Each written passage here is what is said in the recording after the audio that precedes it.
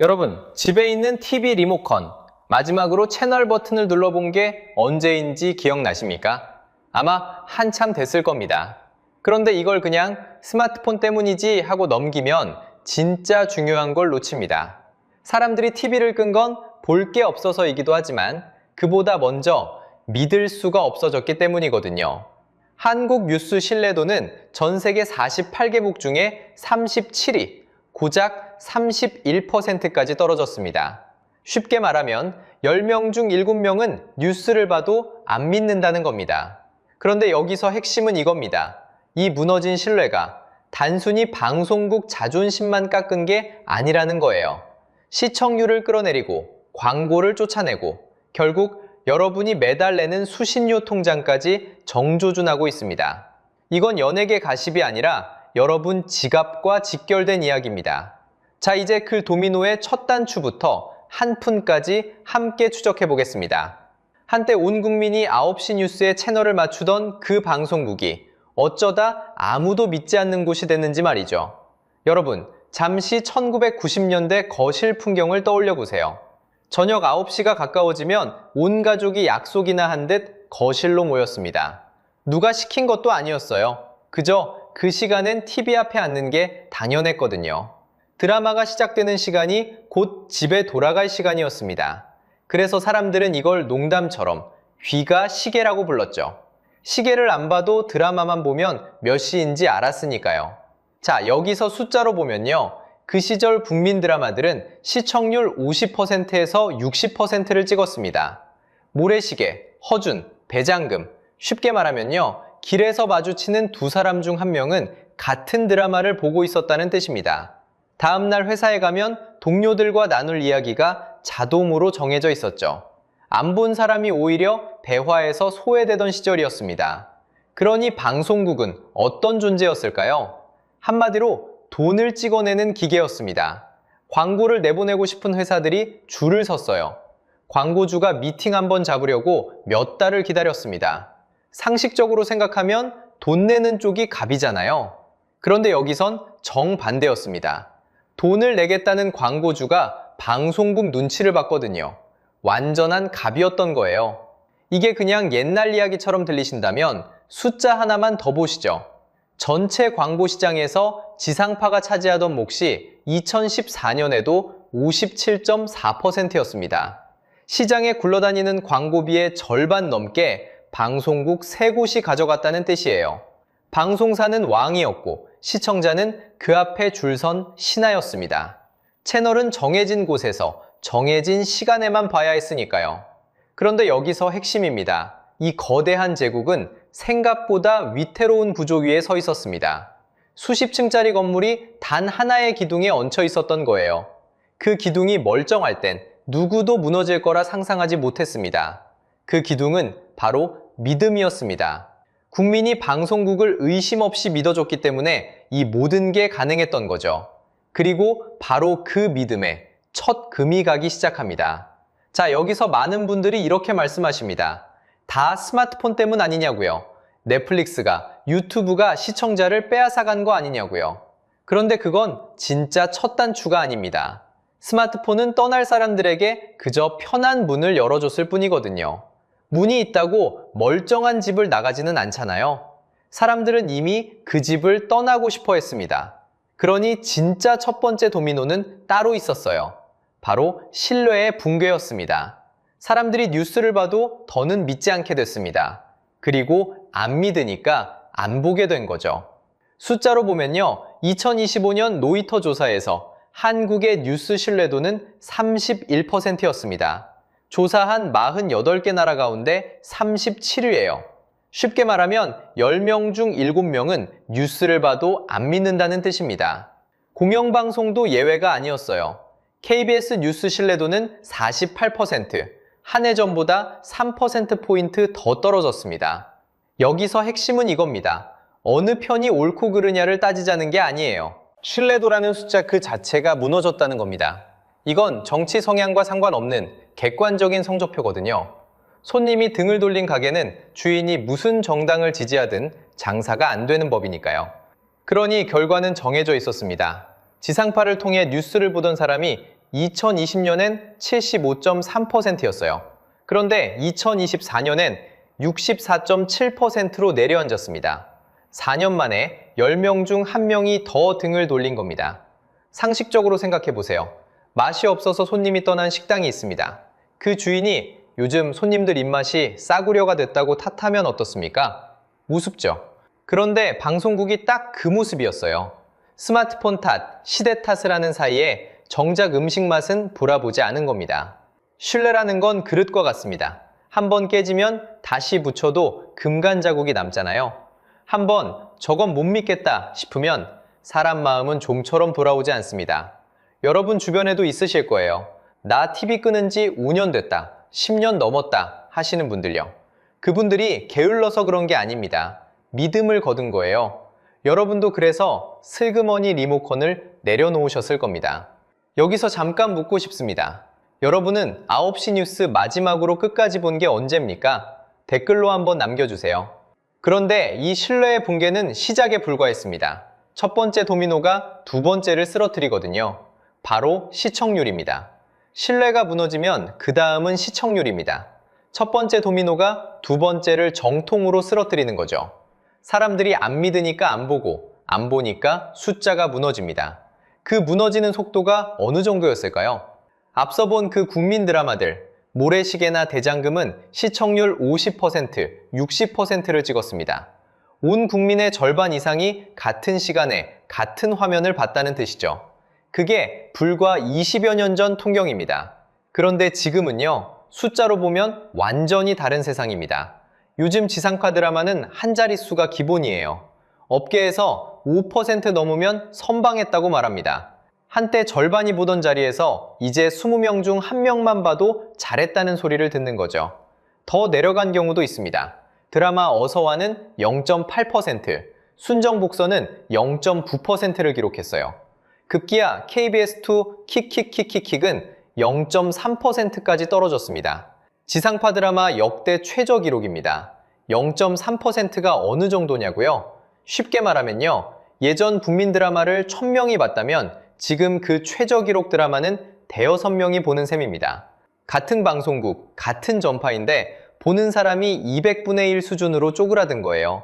물론 모든 채널이 0%라는 말은 아닙니다. 그건 과장이고요. 정확히는 일부 드라마가 최저 0.3%까지 떨어졌고 잘 돼야 한 자릿수에 갇혔다는 겁니다. 천장이 한 자릿수로 주저앉았다는 게 핵심이에요. 그러다 보니 본방사수라는 말 자체가 사라졌습니다. 정해진 시간에 TV 앞에 앉는다는 개념이 없어진 거죠. 사람들은 하루 평균 170분만 TV를 켜고 대신 열의 9은 OTT를 봅니다. 보고 싶은 걸 보고 싶은 시간에 고르는 시대가 됐어요. 자, 여기서 핵심입니다. 권력이 뒤집혔습니다. 예전엔 방송사가 왕이었어요. 무엇을 언제 보여줄지 방송사가 정하면 시청자는 그 시간에 맞췄으니까요. 그런데 지금은 시청자가 왕이고 방송사가 방대가 됐습니다. 여러분 손에 있는 리모컨, 그게 사실은 투표용지입니다. 채널을 누를지 말지 그 한 번의 선택이 표가 되는 거예요. 그리고 국민은 이미 그 표로 방송국을 심판하기 시작했습니다. 시청률이 무너지면 그 다음은 정해져 있습니다. 광고주가 지갑을 닫는 거죠. 사람이 안 보는 화면에 누가 돈을 쓰겠습니까? 여기서부터 본냄새가 진동합니다. 신뢰가 무너지면 시청률이 빠지고 시청률이 빠지면 광고주가 지갑을 닫습니다. 자, 여기서 핵심입니다. 광고가 빠지면 방송국 돈은 도대체 얼마나 줄어들까요? 숫자로 보면요, 지상파 광고 고가는 2011년에 2조 3,754억 원이었습니다. 한 해에 2조 넘게 벌었다는 뜻이죠. 그런데 2018년엔 1조 3,007억으로 반토막이 났습니다. 7년 만에 1조가 통째로 증발한 겁니다. 여기서 멈췄으면 다행입니다. 2024년엔 9,760억으로 떨어졌어요. 2조 벌던 자리에서 이제 1조도 못 법니다. 쉽게 말하면요, 곳간 두 칸이 한 칸 밑으로 쪼그라든 거예요. 한 해 한 해가 아니라 곳간 자체가 비어가는 겁니다. 그럼 이 돈은 다 어디로 갔을까요? 사라진 게 아닙니다. 옆집으로 옮겨갔어요. 2023년에 온라인 광고는 9조 3,653억, 전체의 56.6%를 가져갔습니다. 방송은 3조 3,898억, 고작 20.5%로 쪼그라들었고요. 광고비 절반 이상이 유튜브와 디지털로 흘러간 겁니다. 광고주가 왜 갈아탔을까요? 답은 간단합니다. TV는 누가 받는지 모릅니다. 디지털은 누가 몇 초를 받는지까지 다 잡힙니다. 살 사람한테만 정확히 전단지를 건네는 거죠. 한번 이쪽 맛을 본 예산은 다시 TV로 안 돌아옵니다. 전파탑은 그 자리에 그대로 서 있는데 광고주의 안테나가 통째로 방향을 돌려버린 겁니다. 방송사별로 보면 더 또렷합니다. 2023년 KBS 광고는 1967억으로 25.5% 빠졌고요. MBC는 2028억으로 26.5%, SBS는 2,900억으로 21.6% 줄었습니다. KBS와 MBC는 10년 만에 가장 낮은 숫자였어요. 2024년엔 방송 광고 시장 전체가 또 10.8% 쪼그라들었습니다. 자, 여기서 통쾌한 역전이 벌어집니다. 한때 방송국은 원하는 광고만 골라봤던 완전한 갑이었습니다. 광고주가 미팅 한번 잡으려고 몇 달을 기다리던 시절이었죠. 그런데 이제는 정반대입니다. 방송국이 광고주 눈치를 보고 제발 우리한테도 좀 달라고 매달리는 신세가 된 겁니다. 갑이 을이 되는데 딱 10년 남짓 걸렸어요. 광고가 빠진 곳간을 메우려면 둘 중 하나죠. 사람을 쥐어짜거나 여러분 지갑을 더 터는 겁니다. 그런데 방송국은 둘 다 했습니다. 그럼 먼저 사람 이야기부터 해볼까요? 방송국의 진짜 자산은 건물이 아닙니다. 재밌는 걸 만들어내는 사람, 바로 에이스 PD들이거든요. 그런데 방송국 월급 구조는 호봉제입니다. 쉽게 말하면 일을 잘하든 못하든 근속 연수대로 월급이 나오는 구조예요. 대박을 터뜨려도 보상은 거기서 거기인 거죠. 반면 OTT와 스튜디오는 다릅니다. 능력 있는 PD에게 거액 계약금을 안기거든요. 실제로 CJ ENM은 스타 PD들에게 약 40억, 약 27억을 지급한 사례가 있습니다. 그 유명한 나영석 PD를 볼까요? 2020년 받은 보수가 12억이 넘었습니다. CJ ENM 대표이사보다 많았고 그룹 안에서 급여 순위 5위였어요. 호봉제 박봉에 묶인 자리와 수억대 계약, 이 부조 차이 앞에서 에이스들이 어디로 갈지는 뻔합니다. 결국 잘 만드는 사람부터 방송국을 떠나는 거죠. 이걸 쉽게 비유하면요, 요리사에게서 칼을 빼앗아 놓고 맛있는 요리를 내놓으라는 격입니다. 솜씨 좋은 주방장이 떠난 식당에 손님이 남아있을까요? 그래서 악순환이 시작됩니다. 볼 게 없으니 시청자가 더 떠나고, 시청자가 떠나니 보는 더 마르고, 돈이 마르니 사람은 더 빠집니다. 자, 여기까지는 그래도 남의 집 사정입니다. 그런데 여기서 진짜 소름 돋는 건 이 적자를 메우는 돈에 여러분 통장이 들어있다는 겁니다. 공영방송 KBS 이야기입니다. KBS는 작년 한 해에만 수신료로 6,516억 원을 거뒀습니다. 전년보다 약 335억이 줄어든 금액이죠. 그런데도 영업적자가 881억 원이었습니다. KBS 역사상 두 번째로 큰 적자예요. 곳간에 6천억을 채워넣고도 구멍을 못 막은 겁니다. 여기서 핵심입니다. 이 수신료 사실 여러분 대부분이 내고 있습니다. 매달 전기요금 고지서에 2,500원이 슬쩍 끼워져 함께 빠져나가거든요. TV를 안 봐도 나갑니다. 유튜브만 봐도 나갑니다. 곳간 빈집이 결국 식구들 주머니를 터는 셈이죠. 그러자 사람들이 반격하기 시작합니다. 2023년 이 수신료를 전기요금에서 떼어내 따로 물어보게 하는 분리징수가 시행됐어요. 쉽게 말하면 그동안 자동으로 빠져나가던 돈을 낼지 말지 이제 따로 물어보게 된 겁니다. 그러자 국민의 답이 숫자로 나왔습니다. 시행 직후 수납률이 96%에서 94%대로 내려앉았습니다. 적어 보이시나요? 수천만 가구가 내는 돈이니 이 몇 퍼센트가 수백억 단위입니다. TV도 안 보는데 왜 떼가느냐? 그동안 입 밖에 못 냈던 이 말이 이제 정당한 질문이 된 거예요. 신뢰가 무너져 시청자가 떠나고 광고가 빠지고 사람까지 빠진 자리. 그 마지막 구멍을 메우려고 손을 뻗은 곳이 결국 여러분의 통장이었던 겁니다. 그렇다면 이 몰락, 과연 한국만의 일일까요? 그리고 우리는 이걸 그냥 손 놓고 지켜봐야만 하는 걸까요? 자, 그렇다면 이 몰락이 한국에서만 벌어지는 일일까요? 우리는 손을 놓고 지켜만 봐야 할까요? 답부터 말하면 둘 다 아닙니다. 먼저 바다 건너를 보겠습니다.